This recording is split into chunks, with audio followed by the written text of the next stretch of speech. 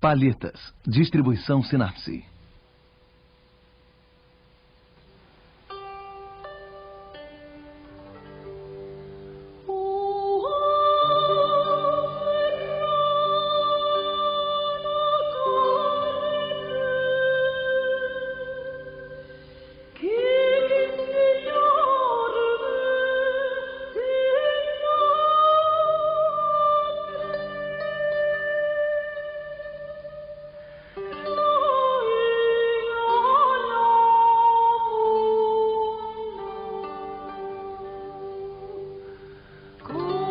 O Sexto Sentido. Tapeçaria da Mulher com o Unicórnio, cerca de 1480 a 1500. Museu Nacional da Idade Média, Hôtel de Cluny, Paris.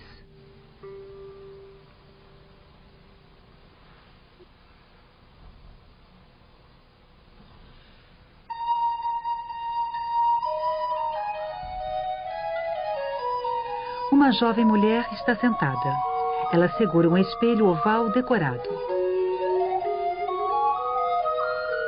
Uma mulher toca órgão enquanto uma jovem aciona o fole do instrumento que está sobre a mesa coberta com um tapete oriental. Uma mulher coloca a mão direita dentro da caixa que uma jovem lhe estende. Um pássaro acaba de pegar um alimento na mão esquerda da mulher, que usa uma luva.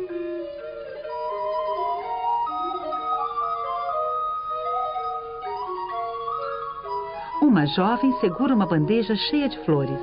Uma mulher trança com flores um adorno. Uma mulher está só ao centro. Ela segura a haste de uma lança com um estandarte na ponta e acaricia o chifre do unicórnio. O leão e o unicórnio seguram as abas de um pavilhão de brocado azul bordado com labaredas de ouro. Por meu único desejo. Uma jovem estende uma caixa de joias aberta. Uma mulher curvada segura um lenço repleto de joias. Este é o conjunto de 6 tapeçarias conservadas no Museu Nacional da Idade Média, em Paris. Em julho de 1841, o escritor Prosper Mérimée, inspetor de monumentos históricos, visita o castelo de Boussac, sede da subprefeitura de La Creuse, na França. Ele relata a existência de 6 tapeçarias de inspiração turca, afixadas em painéis de madeira do século XVIII. Anos mais tarde, as tapeçarias estão enroladas, abandonadas no prédio da prefeitura de Boussac, expostas à umidade e aos ratos. A parte inferior está parcialmente destruída. O Hôtel de Cluny, dependência parisiense da Abadia da Borgonha, data do século XV. O Estado o transforma em 1843 no Museu Nacional da Idade Média. O curador Edmond de Sommerard compra da municipalidade de Boussac a tapeçaria da Mulher com o Unicórnio. O conjunto de tapeçarias, restaurado, entra no museu em 1883. Nelas, os historiadores logo identificarão os 5 sentidos: visão, audição, paladar, olfato, tato. A 6ª tapeçaria, mais misteriosa, foi objeto de múltiplas interpretações.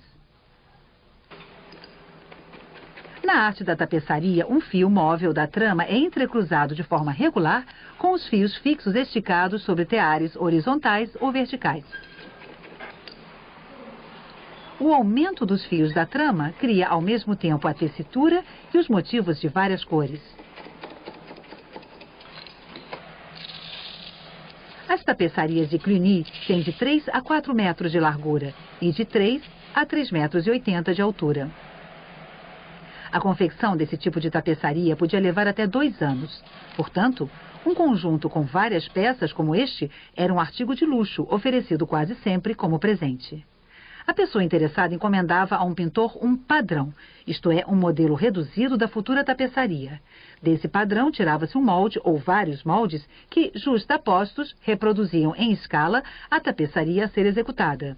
Os moldes ou seus decalques orientavam o tapeceiro durante todo o trabalho. Para elaborar as pequenas flores e os animais, os tecelões muitas vezes reutilizavam alguns moldes, às vezes de um lado, às vezes do outro.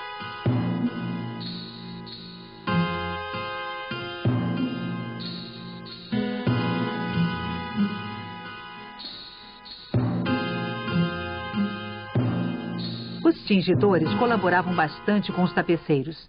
Somente 3 corantes vegetais foram utilizados na tapeçaria: a garança para o vermelho, o lírio para o amarelo amarronzado e o índigo para o azul. A mistura dessas cores durante o processo de coloração dava conta de todos os matizes da tapeçaria: os vermelhos, os azuis, os amarelos, os verdes, os brancos.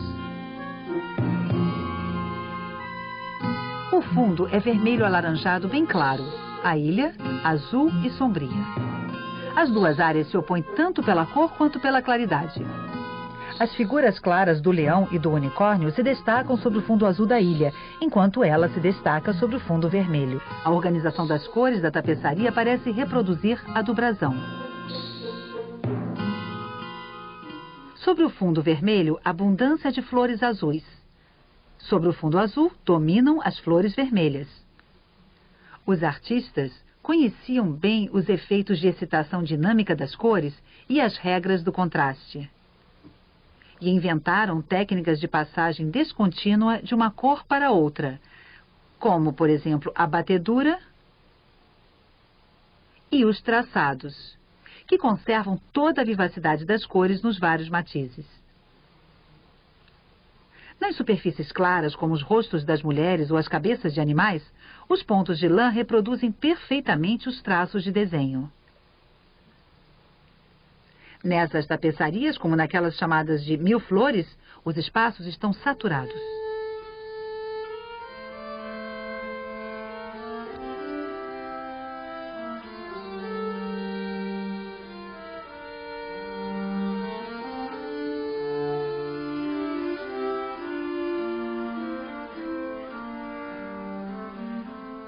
A flora é rica: azevinho, laranjeira, pinheiro, carvalho. 4 árvores representadas no momento em que os frutos estão maduros. E as flores: jacinto, amor perfeito, calandrina, junquilho, verônica, bem-me-quer, margarida, miosótis, maravilha, flor da menta, ancólia, campânula, pervinca, flor do morangueiro, cravo, goiveiro, violeta, rosa. Quanto aos animais, misturam-se espécies selvagens e domésticas: fazão, falcão, garça, pato, papagaio, gralha, perdiz, gato do mato, coelho, raposa, cabra, cão, cordeiro, macaco, lobo, pantera, leão e também um jovem unicórnio cujo chifre ainda não havia crescido. As mulheres e as jovens são todas louras de olhos azuis. Seus rostos lembram aqueles pintados por artistas do fim do século XV. Queixo redondo de Botticelli, testa grande de Memling. Os corpos obedecem à tradição do século: magros, longilíneos, busto estreito e ventre um pouco para frente. Mas os penteados são estranhos. Cabelos em cascata presos por um grande diadema com ponta. Cabelos curtos sob um turbante com plumas. Ou tranças amarradas com fitas, cujas pontas são enroladas e presas para o alto. Vestidos de cima e de baixo alternam os brocados com os cetins, chamalotes, veludos azuis ou vermelhos.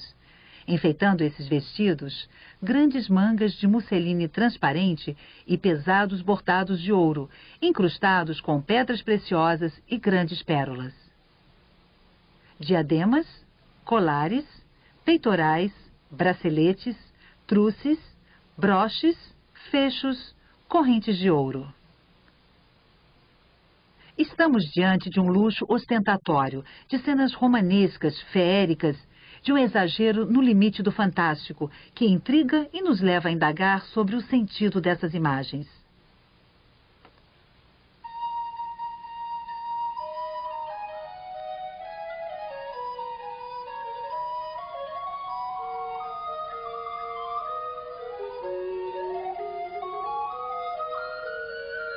O brasão da mulher com o unicórnio apresenta o fundo vermelho, cortado por uma tarja azul com 3 crescentes em prata. Os símbolos aparecem nas lanças de torneio, nas bandeiras e estandartes, nas capas e nos escudos. O pavilhão também traz uma manifestação heráldica. Em geral, as armas e escudos se completam por suportes que as sustentam e exibem. Aqui, o leão e o unicórnio desempenham essa função. O leão, rei dos animais, é a figura mais presente na heráldica. É força, coragem, dominação. O unicórnio, nascido da imaginação dos antigos gregos e retomado nas figuras de animais medievais, possui um longo chifre retorcido. O chifre de marfim, na verdade, o dente em espiral de um animal marinho, era muito valorizado. Ele protegeria contra a maioria dos peixes e venceria a impotência masculina. Animal indomável, o mais veloz de todos, o unicórnio não se deixava pegar. Ele simbolizava a velocidade. Se ele visse uma virgem, vinha se deitar aos seus pés. Dessa forma, acabava sendo capturado ou morto pelos caçadores. Às vezes, o unicórnio era comparado a Cristo, e a caça ao unicórnio, a paixão. Os crescentes lembravam o Oriente. Em Bussac, uma lenda atribuía as tapeçarias a um príncipe turco em exílio na região. De fato, desde 1883, o brasão é identificado como dos Levistes, uma rica família de Lyon. Jean Leviste, quarto na linhagem com este nome, pertence à corte do rei Luís XI. Torna-se em 1489 um dos presidentes da Corte das Finanças Extraordinárias do reino. Jean Leviste colocou seu brasão em toda a parte, nas chaminés de seu castelo de Arcy, no Bourbonnais, acima das portas, nos revestimentos dos corredores, quartos e sótãos. Ele morre em 1500. Mas outros Leviste podem ter encomendado esse conjunto de tapeçarias. O primo-irmão de Jean, Aubert Leviste, ex-conselheiro no Parlamento de Paris, ou o filho de Aubert, Antoine, ex-membro da chancelaria por volta de 1500, antes de se tornar presidente do Parlamento em 1523. No castelo de Arcy, os suportes das armas são 2 leões. Ao preparar os seus moldes, o artista acrescentou o unicórnio ao leão. O leão talvez seja uma alusão direta à cidade de Lyon, de onde vieram os Levistes. E é provável que o unicórnio seja uma tradução de seu nome. Viste, em francês arcaico, significa velocidade. Leões e unicórnios estão em toda parte.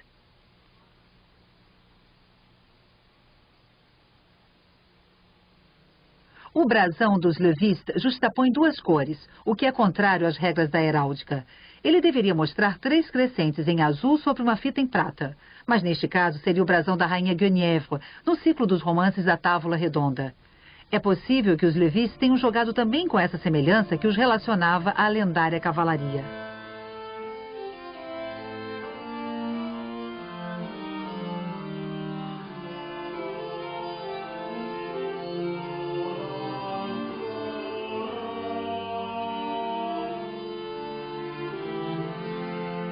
O conjunto de tapeçarias de Cluny foi comparado a outras tapeçarias.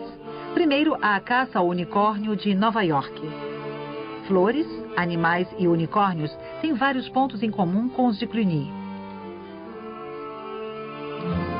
As diferenças estilísticas poderiam ser explicadas pelo modo de passagem do padrão para o molde e do molde para a tapeçaria. Essas imagens se assemelham às gravuras publicadas por volta do fim do século XV em Paris. Atribuem-se ao mesmo artista iluminuras e vitrais, além de diversos livros de orações. Cada mês é marcado por uma figura de Sibila. Em uma gravura sobre Betsabeia, na caça ao unicórnio, e em Adão e Eva no Paraíso, vemos a mesma fonte. No paraíso, um macaco idêntico ao de Cluny. Em Betsabeia, a mesma posição de uma serviçal e o mesmo espelho que na visão. Na Anunciação, a mesma posição do anjo.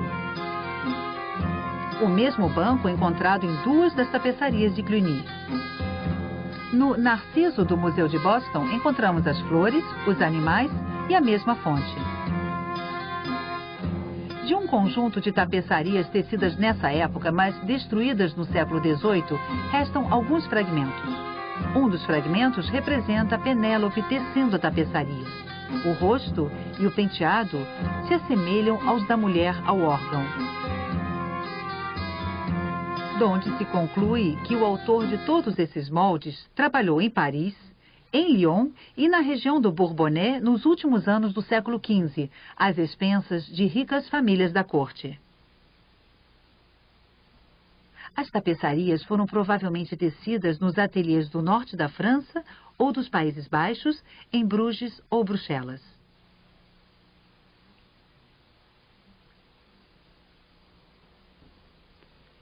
Algumas pessoas consideram a sequência de tapeçarias dos 5 sentidos como uma espécie de ciclo.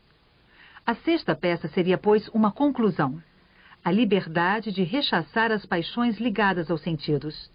A inscrição poderia estar enfatizando uma renúncia. A mulher não estaria escolhendo uma joia. Ao contrário, estaria se desfazendo da joia, colocando-a envolta em um lenço de volta na caixinha. Por meu único desejo, significaria então de acordo apenas com a minha vontade. Podemos ainda ressaltar vários outros indícios nas imagens das tapeçarias. Os pares de animais, por exemplo, são formados por espécies inimigas. Raposa e cordeiro, gato do mato e coelho, leão e coelho. Essas imagens evocam um mundo reconciliado, uma espécie de paraíso. Vários animais têm uma função moral. A raposa ou a gralha lembram o discurso enganador ou a sedução das aparências. Os macacos são dublês do ser humano, que eles imitam sem cessar, fazendo mau uso de seus sentidos. Eles exprimem a natureza selvagem sem repressão. O macaco acorrentado que encontramos em Dürer é o símbolo dos instintos domados. Os cães ou os animais com coleira também evocam o amor conquistado, domado. Os coelhos são muitos, cerca de 30 no total. Nas alegorias religiosas, eles representam o amor carnal e a luxúria. Na Virgem do chanceler Roland de Van Eyck, a coluna do lugar sagrado os esmaga. Prolíficos e noturnos, os coelhos são também animais de Vênus. Simbolizam a fecundidade e a prosperidade. E aparecem em quantidade num afresco consagrado à deusa do amor, em Ferrara. Bem próximo está o cachorro. Guardião do lar, o cão simboliza o casamento, o amor físico, a fidelidade. Ele aparece tanto aos pés do Arnolfini e sua mulher de Van Eyck, quanto ao lado de uma Vênus de Memling.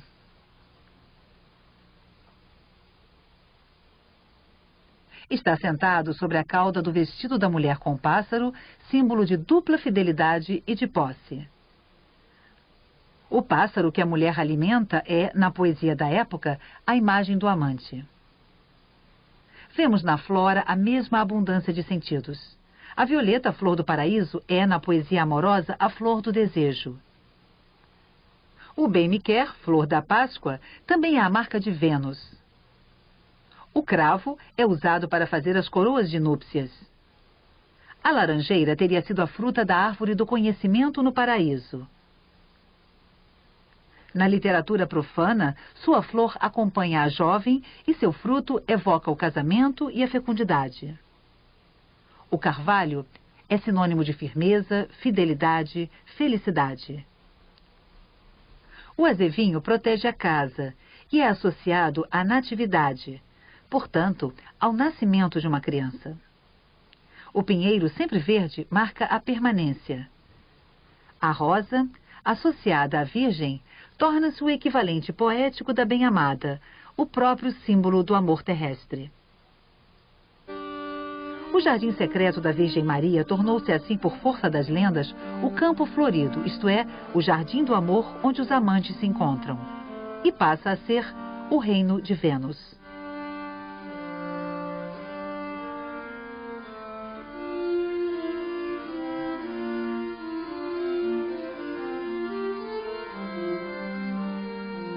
Nesse universo de paz, apenas um animal parece continuar em guerra: o falcão. Em uma tapeçaria, ele enfrenta a gralha assustada. Em duas outras, ele investe contra a garça. Essa é uma imagem muito utilizada na época. Ela é encontrada em Carpaccio e em vários outros pintores. No afresco que mostra Vênus e os coelhos, o falcão está atacando a garça que se virou e o enfrenta. Essa imagem, reincidente, inspirada em um tipo de caça usual na época, é na realidade um outro símbolo do desejo sexual. Um dos parceiros se apossa do outro. O falcão, ave de rapina corajosa, ataca a garça indefesa, atingindo-lhe o coração. Mas, ao contrário das aparências, é o falcão que é identificado à mulher e a garça ao amante. É a nobre mulher que seduz o amante, tornando-se sua dona ao atingir-lhe o coração. Acima de Narciso, que só ama a si mesmo, o falcão desvia-se da garça. Nas tapeçarias de Cluny, o falcão persegue as suas presas, mas ainda não as alcança. O material de heráldica parece dizer a mesma coisa. Para o nobre cavaleiro, é preciso conquistar a sua mulher. As lanças do torneio estão levantadas, sinal de que o combate amoroso é iminente ou está suspenso. O pavilhão figura em numerosos romances de cavalaria. É bordado com símbolos em ouro, que talvez sejam labaredas, chamas da paixão. Assim, ao entregar o seu colar, a mulher não estaria renunciando aos prazeres deste mundo, como foi sugerido. Estaria, sim, se despojando de sua joia antes de entrar no pavilhão. O cão, sentado, espera pacientemente, tal como um amante fiel. O leão, símbolo da força viril, ruge. O unicórnio, símbolo da castidade, presta atenção. Ambos evidenciam o caráter solene e a intensidade de um momento talvez erótico.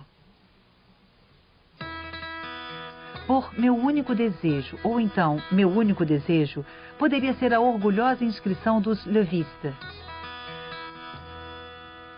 Na cidade de gracioso desejo, de leal coração, contente de alegria, minha amante, meu único desejo. A palavra desejo na poesia de Charles d'Orléans ou nos romances da época evoca quase sempre o sentimento amoroso. Mas a inscrição em francês é curiosa. A palavra seul, único, está separada de mon, meu, e de désir, desejo, por pontos em forma de losango. Após o A figura um ponto e após désir, 2 pontos. A letra seguinte poderia ser um I. A inscrição então seria lida desta forma: meu único desejo, ladeada por 2 iniciais. A primeira seria de quem encomendou. A segunda, daquele a quem é dedicada. O primo de Jean Leviste, Aubert, foi casado com Jeanne Baillet. O J se escrevia I. O filho de Aubert, Antoine, casou-se com Jacqueline Raguier. O A e o I poderiam ser uma alusão a esses 2 personagens de alto escalão. Os 2 nós de corda que sustentam a tapeçaria também apresentam as 2 letras A e I.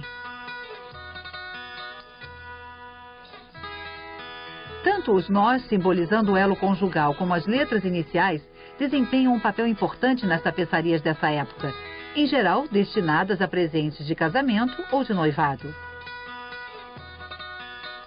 Finalmente, a inscrição poderia ser também um anagrama em torno do nome de Leviste, já que as letras T e D costumavam ser confundidas.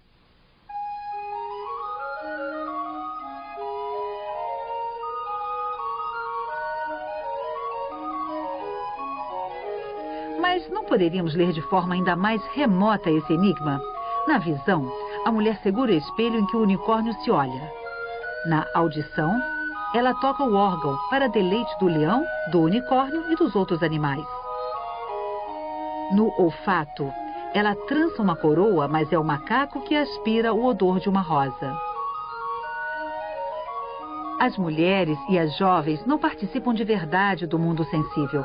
Elas parecem estar ausentes dele. Na Idade Média, as mulheres nunca deixavam a cabeça descoberta. A cabeleira solta com um adereço, os cabelos presos para o alto em mechas, talvez inspirados em alguma estátua greco-romana, indicam uma mulher ou uma deusa da antiguidade. Galateia, Flora, Penélope. Ora, os cabelos presos para o alto, os turbantes ou os adornos em forma de diadema são encontrados nas representações das sibilas, em uma sequência de gravuras florentinas editadas em 1470. Essas profetisas da antiguidade foram adotadas pela Igreja Católica porque se acreditava que elas haviam anunciado a vinda do Cristo. Personagens muito apreciadas, elas figuram no piso da Catedral de Siena e em vários outros monumentos. Nessa época, as sibilas eram 10. Este é o número de personagens femininas da tapeçaria, entre mulheres e jovens.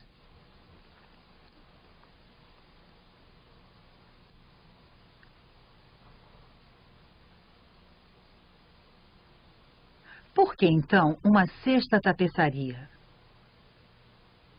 Em novembro de 1474, Laurent de Médicis pede a um filósofo de sua corte, Marcille Ficin, que comente o banquete de Platão.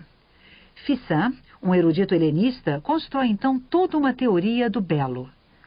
Segundo ele, para chegar ao conhecimento do belo, o homem dispõe de 6 meios: seus 5 sentidos e um sexto, o entendimento. Tato, paladar e olfato permitem conhecer a matéria. Audição, visão e entendimento, o espírito. Estes 3 últimos meios bastam ao amor. O amor é desejo de beleza e a beleza é Deus. A busca do amor é uma busca de Deus. Assim, o mais ardente dos desejos é considerado como manifestação do divino. A deusa Vênus está no centro dessas especulações filosóficas. Essa teologia do amor teve imediata influência em toda a Europa. E os comentários de Ficin logo circularam pela corte de Bourbon, no círculo de Anne da França, filha de Luís XI. Junto a seu marido, Pierre de Beaujeu, Anne assumira a regência com a morte do rei. Foi justamente na região do Bourbonnais que se encomendaram as tapeçarias dos Levistes, além de outras do mesmo estilo. Um dos eruditos que gravitavam em torno dos Beaujeu, Symphorien Champier, redigiu a pedido da regente um livro das profecias, ditos e vaticínios das sibilas, reunindo a tradução das profecias das sibilas e o comentário de Ficin sobre o amor. Aí estavam, então, os fundamentos de uma nova corrente filosófica que reunia mundos desiguais. A heráldica ligada à tradição aristocrática dos torneios, podendo ser lida também como evocação do combate amoroso. A poesia da corte, que havia tomado do cristianismo a ideia de paraíso, para fazer dele o jardim do amor. A transformação dos animais em diversas representações das paixões humanas. O mundo maravilhoso dos contos com seus objetos mágicos. Enfim, os personagens da mitologia antiga. As sibilas, espécies de fadas, agem como intermediárias entre esses mundos imaginários. A extrema condensação desses sentidos secretos deu origem a 6 momentos estranhos, peculiares, que não podemos mais perceber como os percebiam os iniciados da época. Uma mensagem, porém, chega até nós, a do desejo, ou seja, a busca da beleza.